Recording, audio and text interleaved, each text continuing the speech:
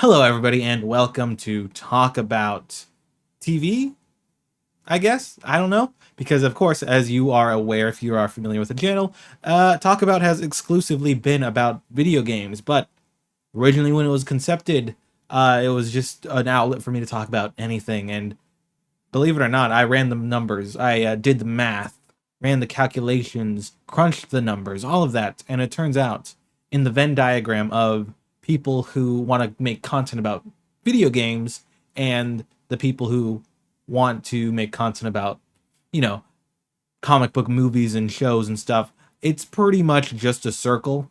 So I am now starting to do that. With the power of my new PC, it is a lot easier to produce these shows, these episodes of content, if whatever you want to call them. So, what better show to start it with than Loki season 2 episode 1, which premiered last night at the time of recording and hopefully at the time of release of this video. So yeah, basically this of course is not going to end up in the same playlist as Talk About, where I do all the game stuff. This is going to be in a separate playlist. I don't have an actual title, so it's just Talk About TV, I guess. We'll see. I don't know yet entirely. And of course, if you're new, this is your first video, what's up? How's it going? Hit the subscribe button, Hit the like button too. That goes for everyone, the like button thing. But yeah, we're just going to talk about Loki Season 2, Episode 1. And of course, this is going to be spoiler filled because you should not be on the internet if you care about spoilers for your favorite shows. Okay, let's just be honest. A lot of people have a lot of things to say about spoilers, and a lot of people get very upset when people are spoiling things on the internet, but that's what the internet is, okay? You gotta be safe. If you don't want things spoiled, stay off the internet. It's pretty easy. I've been doing it forever. Anyways, but now that that's all out of the way, we're gonna do an episode, just talk about what happened in this episode, because yeah, it was a great time. I didn't expect to do this, by the way. Completely spur of the moment sort of thing that just happened when I watched the episode. I was like, man, I gotta talk about this. And so here we are. Here's the cool layout. Of course, it is just my face, my webcam, because you cannot stream Disney Plus on OBS, believe it or not. It makes a lot of sense. Of course, you couldn't. But yeah, so it's just my face. And hopefully I paint a nice enough picture. Of course, you saw the episode if you're here, so you'll know what I'm talking about. Get it? Talk about. That's for the new people. If you're a regular, let me know what you think about, expanding into more content. I think it's great. It's great to diversify, and it gives me more opportunities to just talk about the things I want to talk about. So, Loki, Season 2, Episode 1, Ouroboros. And yeah, where best to start, okay?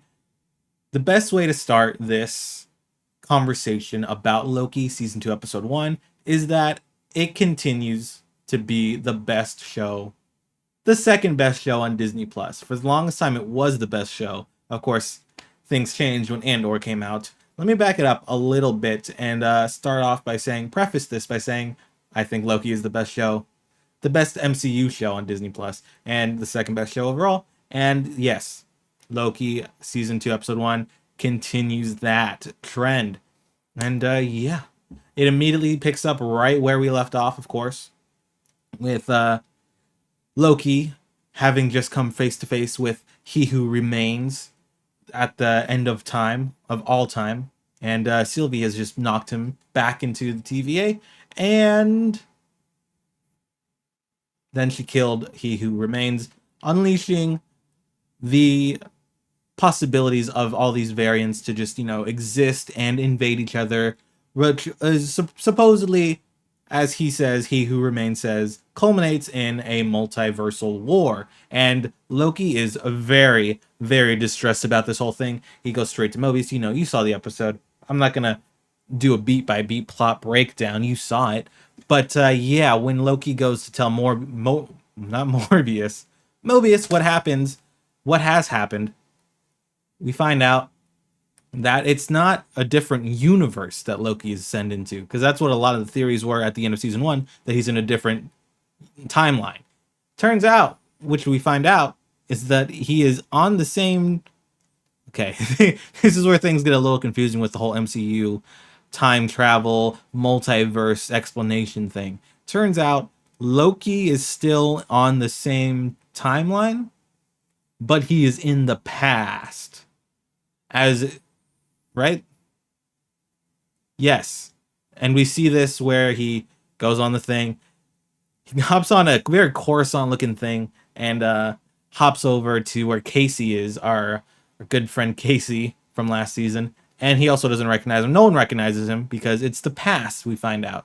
He crashes into the thing, drops the thing. The floor is perfect when he gets there, but of course, when he crashes, a ball drops and there's a crack in the thing. And then he time slips. It looks really cool. It's a really cool effect. And then he does the time slip. And then Casey recognizes him. And then he notices that there is the crack in the floor. And it's like, oh, that happened in the past. And let's just talk about it right now, okay? The fact that this essentially breaks the MCU's time travel rules that were set in Endgame, where we'll get to that in a second. Actually, it comes up in a much more prevalent way later on the episode, and we'll tackle it when we get to that point. But of course, Loki is back in the present timeline. The present. It's gonna be really confusing to talk about. And then he goes off over to. He eventually finds Mobius and Hunter B5, B15, B15, something like that. Okay, I'll be honest. All the names. I didn't rewatch Loki season 1 going into this. It's like B15, I think. Hunter B15. I got it. I nailed it. So, probably. Anyways, he's very, very... He doesn't catch up to them because he keeps time slipping on his way to meet them. And that's a whole thing. Mobius is summoned to this whole judges council's room thing. You've seen it. You know what I'm talking about. And we're introduced to a new character, X5. And he's a cool guy.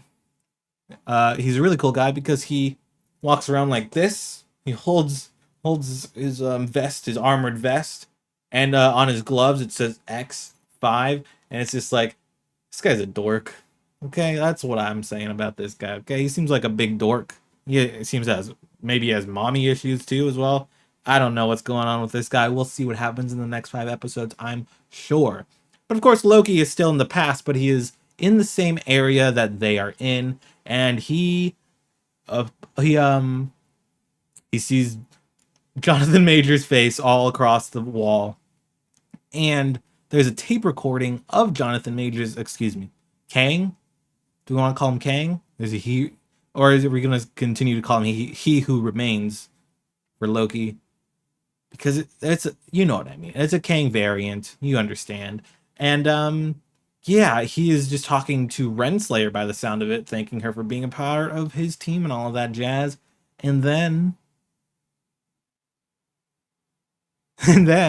he time slips back into the present day. And let's just go ahead and talk about the Jonathan Majors of it all real quick, since we're here. Okay. Jonathan Majors, it's got an allegation or two against him. I don't really know what the allegation or how many there are. I have not been paying that much attention to it. It's just sort of happening in the background. And the best way I can put it is that the more we see of him in the MCU, the harder a recast will be. So I definitely hope, beyond all hopes, if he's guilty, you got to get rid of him. Of course, obviously.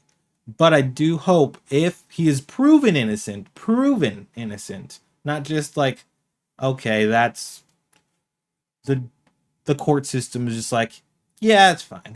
But if there's like proof of his innocence, of course, don't let like the controversy sway you against keeping him in the MCU, because man, he is not in this episode physically at all, but his presence is just felt, whether it be his face on the wall thousands of times or that just brief moment of dialogue we got from him in the tape recording with Renslayer.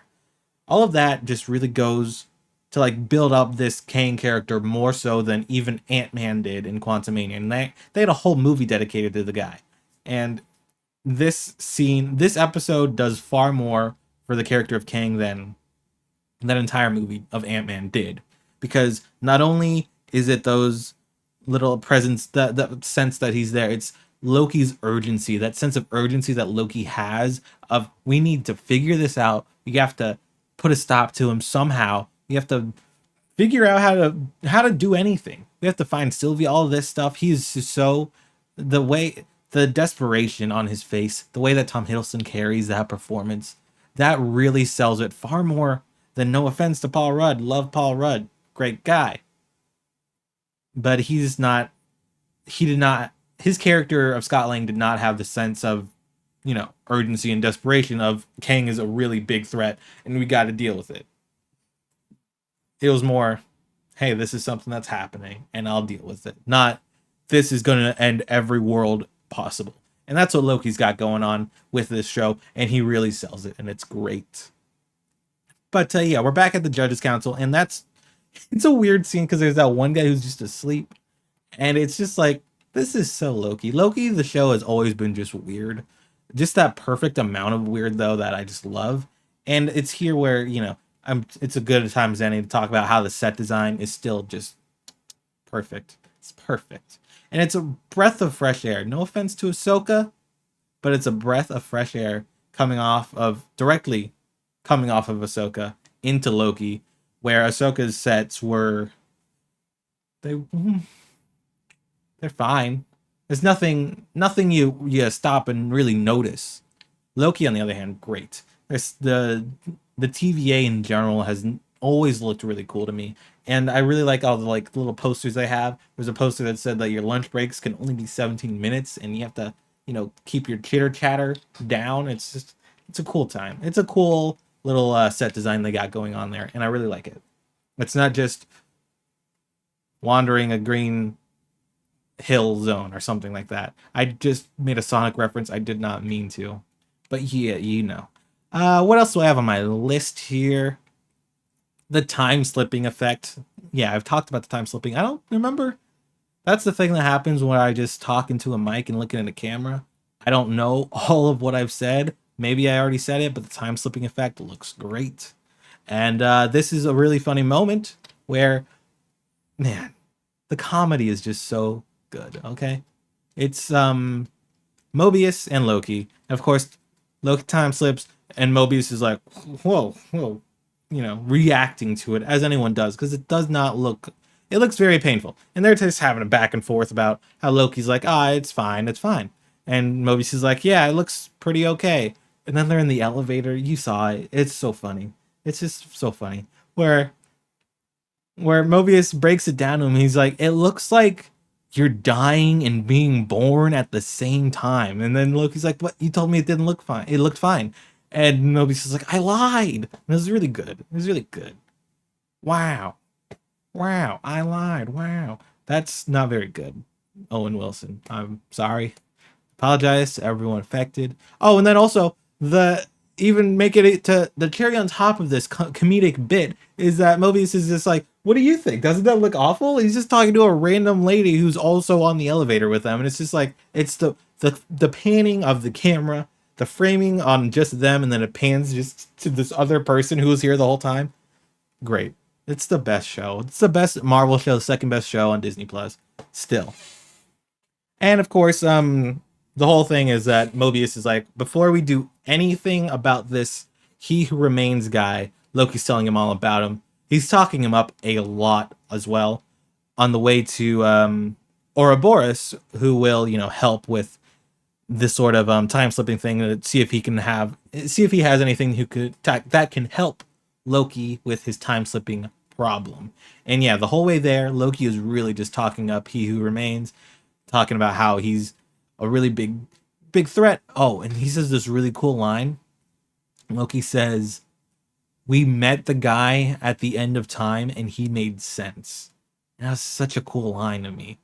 It was just like, wow. Wow.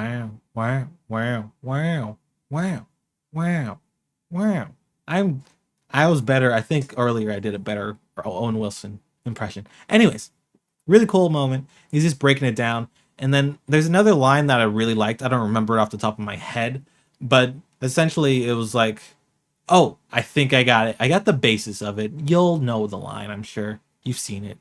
where Mobius is talking to Loki and Loki's talking to Mobius, obviously, and he's like, Mobius says, "Is he who remains his name, or is that just what he calls himself, or is that what you're calling him?" And then he's like, "That's how he introduced himself." And then Mobius was like, "That seems kind of pretentious. It's like calling yourself the last man standing." And then something along the lines of, or he has every reason to call himself that. And then Mobius is like, "Does he back it up?" And Loki's like, "Yes." He backs up that sort of claim on himself, which is again just goes to build the threat of this character of He Who Remains, the variants of him, and all of that. And it's insane how much of a better job this one 45-minute episode did than the whole entirety of Ant-Man Quantumania. Not just to keep bagging on Ant-Man Quantumania, but that movie didn't really do anything for Kang. He got beat down by Ant-Man. No offense to Ant-Man, but it's Ant-Man, you know? Now he's supposed to fight all of the Avengers. I'll believe that when I see it. But anyways, let's continue on. Next bullet point. Oh, Ouroboros, Obi.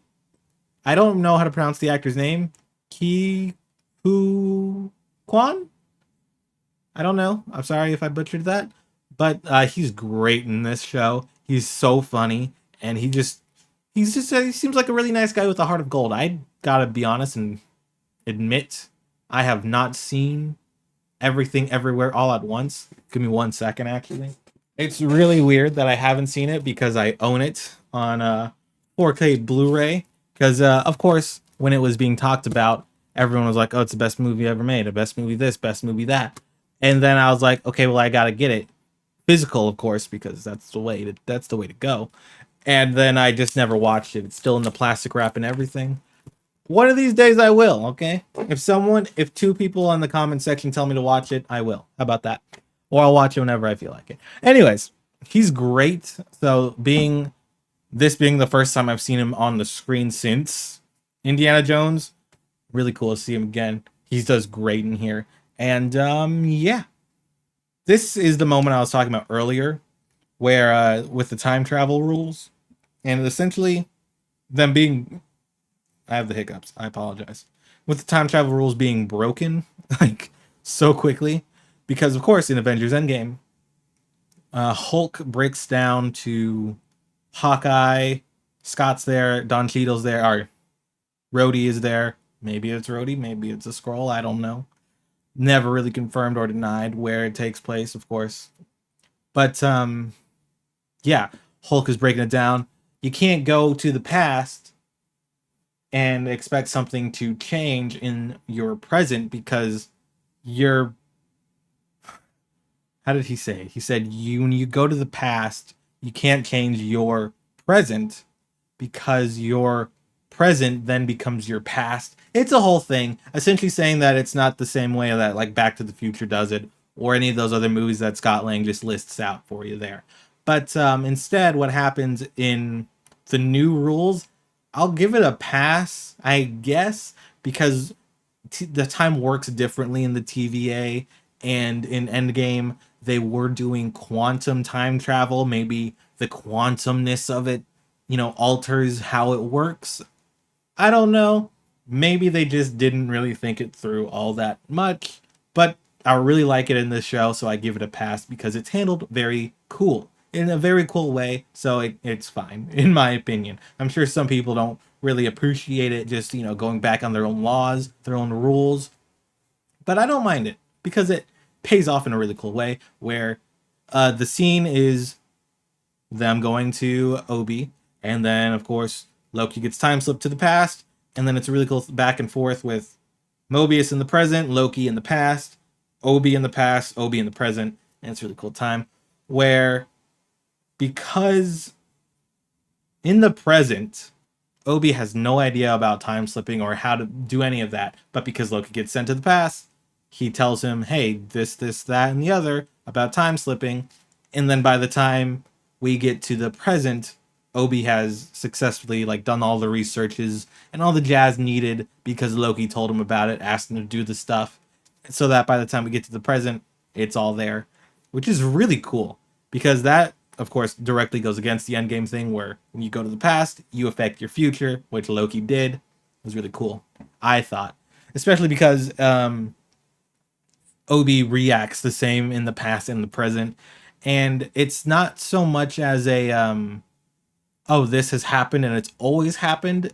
Loki is like definitively rewriting history when he gets blasted to the past because Obi is remembering as it's happening, sort of thing. Not, oh, this happened all along. It's a finite timeline. Nothing's changing about it. Loki is like definitively going back and changing it. So that's a whole thing. But yeah, then we go off and do the big climax of the episode where Obi is like, hey, yeah, come over here because you saw the episode, okay? I don't know, I don't remember the specifics, okay? But they go to the big room where you can see the time stream, and basically, Mobius, you know what he has to do. He has to push the thing, yank Loki out, and Loki has to prune himself. He has a little device that lets him know when he needs to prune himself. You know the whole deal. You saw the episode, okay? You did, and if you didn't and you're watching this, what are you doing with your life? You know, like honestly, no offense to you, but honestly, what are you doing with your life? Go watch the episode. You don't have Disney Plus, is that what it is? Yeah, okay. Well, if you don't have Disney Plus and you're watching this, just whoa, why? Why are you spoiling it for yourself? Just wait. Wait till it's all out. Pay for 1 month. Anyways, I'm getting off track. This happens a lot. If you're new here and you're watching the Loki thing for the first time as your first video, this happens a lot. So bear with me. But yeah, the whole thing, it's gonna be painful.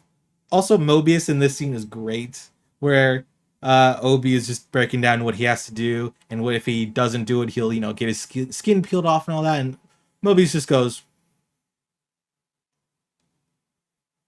great, really good performances from Loki and are from Tom Hiddleston and Owen Wilson in this episode, because of course throughout the events of season 1 they eventually become actual friends with each other, and of course seeing that continue to flourish is just great, and it's a blast and a half. But yeah, basically Loki gets time slipped back to the, actually not back, he gets time slipped to the future, which is a really cool thing, unexpected little twist on his old time slipping thing.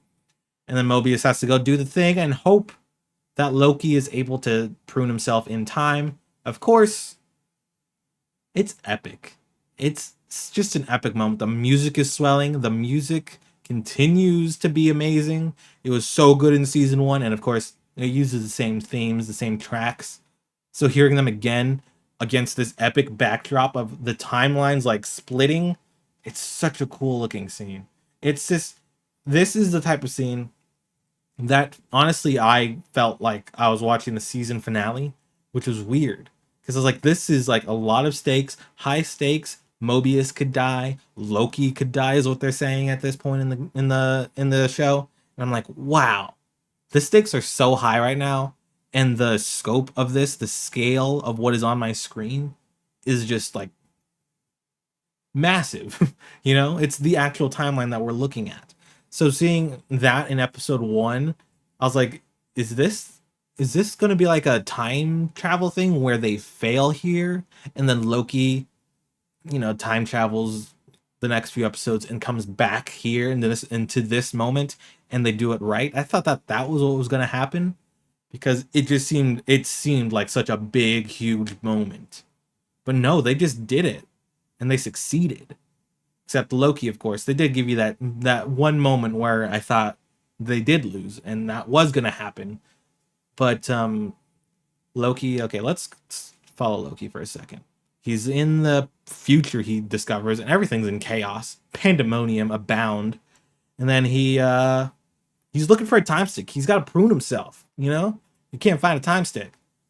And then he hears a phone ring and goes to the elevator, and Sylvie is prying open the door. What's up, Sylvie? Where have you been? Her theme plays, really cool moment. God, the music, just everything about this show excels far beyond anything else on Disney Plus except for Andor. And even then, they're really close. But yeah. What was I saying? Oh yeah, Sylvie shows up, and then Loki's like, Sylvie, what is happening? Ah, and then he's pruned. He's pruned. Also, I don't know if I've never been pruned myself, and I don't remember them describing the pruning.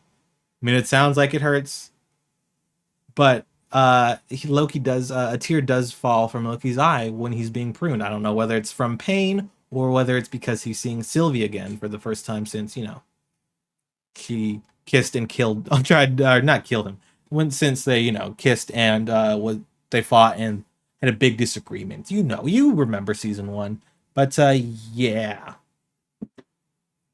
I don't know whether it was the pain that made him cry or just that whole emotion of it. Either way, Tom Hiddleston, great performance, of course, best show on Disney Plus besides Andor.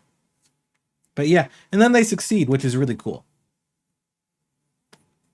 But of course, when he is pruned, it is from the back. It's not Sylvie that's pruning him. So of course, theories are going to happen, and of course, the bane of most of these MCU shows have been fan theories running wild, too wild. With you remember the whole Mephisto thing that was going on with WandaVision. That was a time to be alive. But with Loki, I do feel like with it being season two, we are more familiar with the way that this show handles things, the expectations to have with this show, and just Marvel shows in general at this point. My theory, which isn't that crazy and is probably just actually what's going to happen, I'm sure everyone else has already gotten there as well. Loki prunes himself, of course, because he's in the future and Sylvie's there. And of course, if he's in the future, he knows that he needs to be pruned because he knows that he was sent to the future instead of the past. It's a whole thing. And everything is just in chaos at the TVA at that point in the future. And I definitely feel like we're going to see that from that future will eventually be the show's present. And we'll see that perspective. And then we'll see like in episode 5 or 6, maybe 5. I'll say episode 5. Episode 4. Yeah, I'm gonna say episode 4. In episode 4, we see this scene play out from the opposite side. Maybe it's episode 5. It's 4 or 5. I'll say that. I'll say that. Episode 4 or 5, we see this scene play out from the opposite side, where our present Loki is going to be pruning his past self, and that sets the whole show in motion. And it's a really cool moment. And then, of course, we end with B-15 watching as the Judges Council, I forgot what they're actually called, maybe that's what they're called, sends pretty much an entire army after Sylvie because that's their one lead, and that's where we leave things off. And in classic Marvel fashion, shout out to Loki for not just being the best Marvel show, or the second best Disney Plus show, but also being the best Marvel show in the fact that it does post-credit scenes more often than not. I feel maybe I'm just talking just to talk, but I feel like it was refreshing. I haven't seen a post credit scene in a while. I feel not from a show at least. I'm trying to remember. I don't think so. Anyways, it was really nice to see a post credit scene because of course Marvel does that, and it's Sylvie appearing in Oklahoma at McDonald's. Of course, that will sets up for where we see her later, I'm sure. But yeah, that's it. I'm not gonna do any scores for each episode because that seems silly. But what I will do is rank the episodes against each other, and then at the end I'll rank the season. Give the entire season a score on the scale of 1 to 10. Doing an episodic review seems odd because if I did an episodic review, I feel like I'd just have to take the averages of the episodes, and then that's how I would get my final season score. Maybe I do that actually. That sounds fun. You know what? We're gonna do that. We're gonna do that, and we're gonna rank them against each other just because it's fun. Because sometimes we might get two episodes that are both an 8 out of 10. And I'm gonna say it. Okay, this might be too generous of me, but this is a 10 out of 10 episode. It has stakes. It has the performances. It has just everything. Okay, it has the intrigue. This is a perfect start to the season, and I can't wait to see where they go from here. So yeah, season 1, nope, Season 2, episode 1, 10 out of 10. And I hope you stick around with me on this journey. If not, I'm still going to be here because these are really quick to make and I like talking about it.